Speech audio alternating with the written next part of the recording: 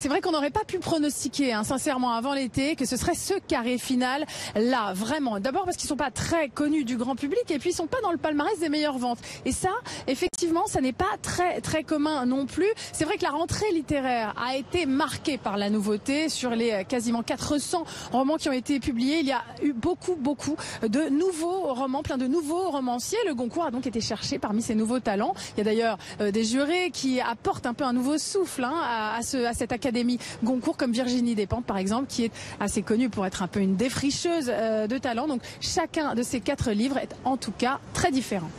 Bon, Candice, il y en a 4, mais il y a tout de même un favori, c'est la loi, c'est la règle.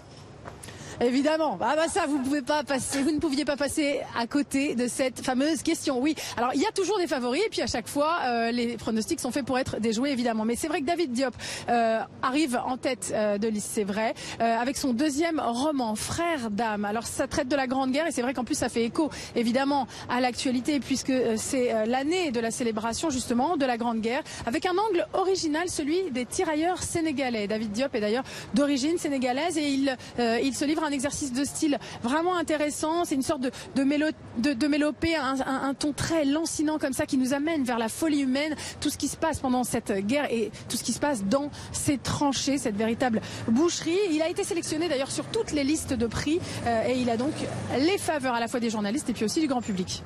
Et si on prend des risques, si tu prends des risques, Candice, lequel de ces 4 candidats pourrait être élu tout à l'heure ? Allez, prenons des risques. L'outsider, ça pourrait être Nicolas Mathieu. Nicolas Mathieu et leurs enfants après eux. C'est sans doute lui qui a le plus vendu parmi ces 4 auteurs retenus. C'est son deuxième roman aussi. C'est un roman social. C'est un roman assez noir. 4 étés de 2 ados. Dans les années 90, on est dans l'Est de la France. On est dans la classe moyenne qui galère. On est en pleine crise de la sidérurgie. C'est brut, c'est très fort. Simplement, l'inconvénient, entre guillemets, de ce livre, c'est qu'il est publié par la maison Actes Sud, qui a déjà été récompensé l'an dernier en général.